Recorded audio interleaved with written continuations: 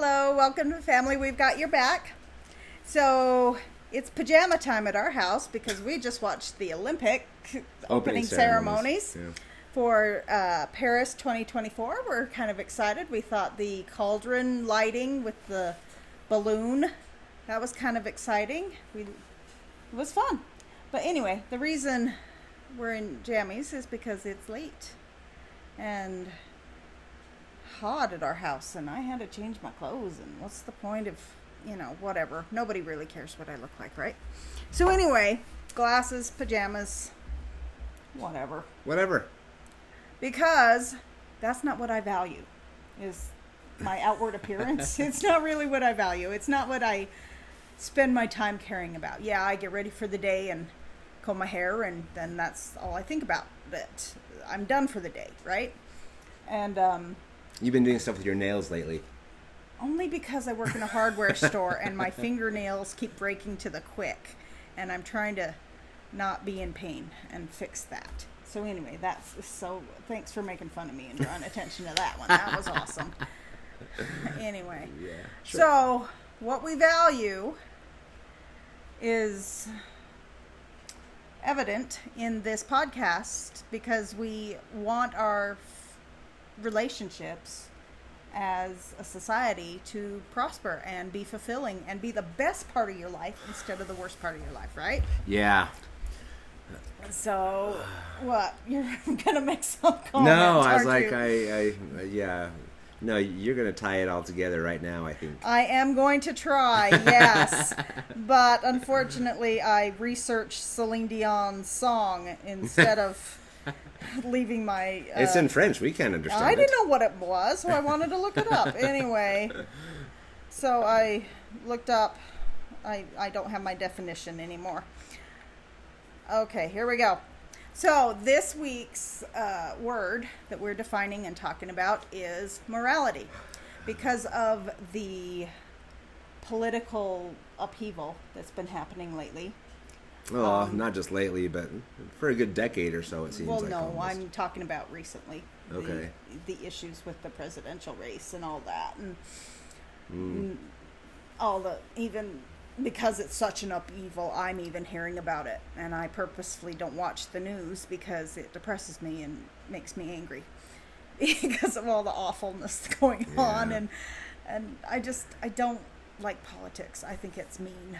I think it's power hungry and meanness, and the people who should be elected aren't even running because they can't get elected. And so anyway, so I'm not a fan of politics.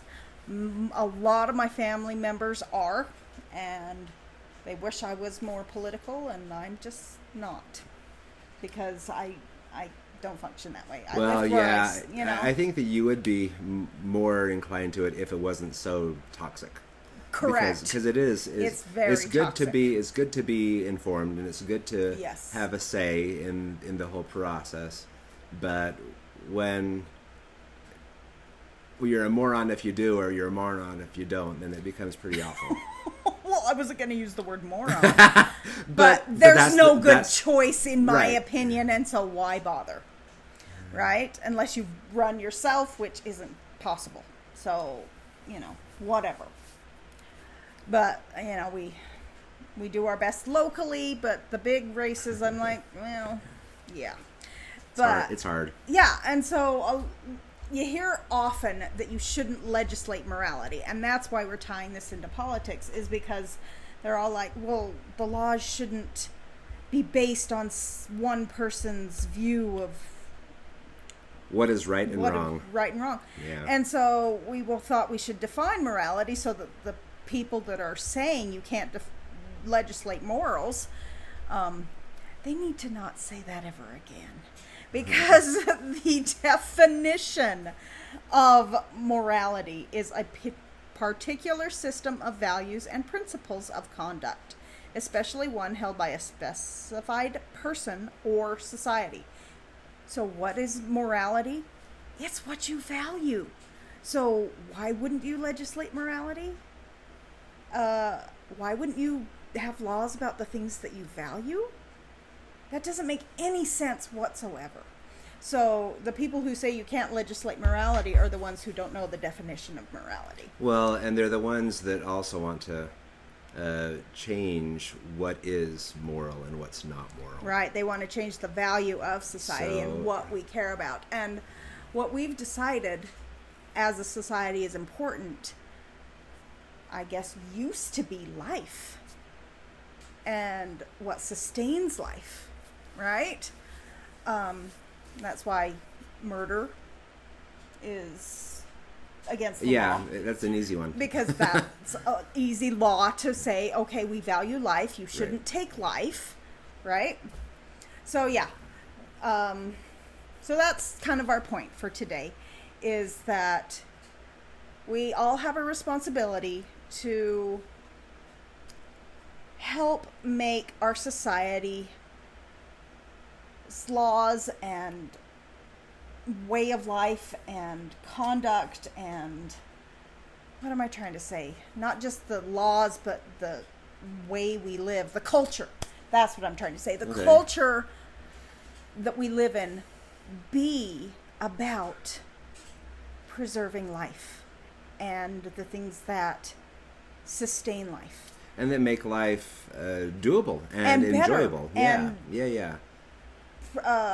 Progress, like continue. That's the better word.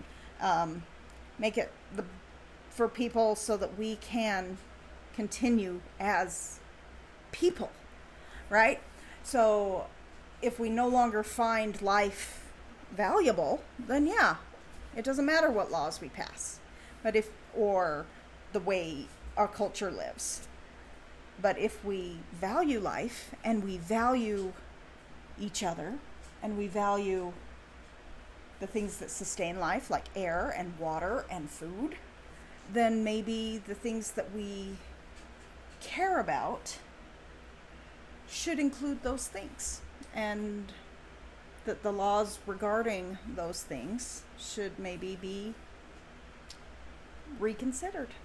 And if enough of us care about the things that promote life and sustain life, then maybe some of the way our society is right now will return to a better way, and the things that are wrong about our laws now that have been perpetuated throughout the years will change for the better. Yeah. So anyway, we're political today because the Olympics are very political, but I think one of the most beautiful moments tonight for the Olympics ceremony, the show, was when they sang the Beatles song.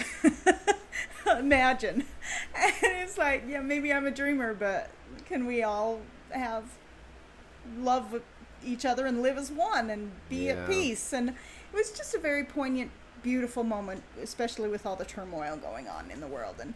And so I just absolutely love the Olympics for bringing the world together for a common purpose and having it be enjoyable and, for the most part, like, wonderful. Yeah, and it's always nice to see the individual, the ones that are granted the right to compete in the Olympics, even though they're not even at the same level of athletic ability. Right, because they should have an opportunity. Right. And like all the countries of the world should have an opportunity to share in this beautiful experience. And so, in honor of the Olympics, let's work hard to have our countries work together, have our societies, have our neighbors, have our neighborhoods work together for life-sustaining policies and practices. Yeah, and promoting good neighborliness and all those things that bring peace and happiness to our lives. Exactly. Because